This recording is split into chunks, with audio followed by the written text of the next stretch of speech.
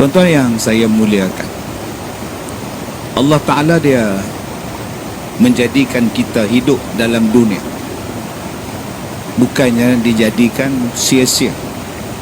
Bukan suka-suka Allah Ta'ala jadi ni, Koko nak tengok duk bola, Koko nak main bola, buat konsert, hidup nak seronok-seronok dah. Allah Ta'ala sebut dalam Al-Quran, hidup kita ni dijadikan kita ni untuk beribadat kepada dia. Wa ma khalaqatul jinna wal insa illa liya'budun.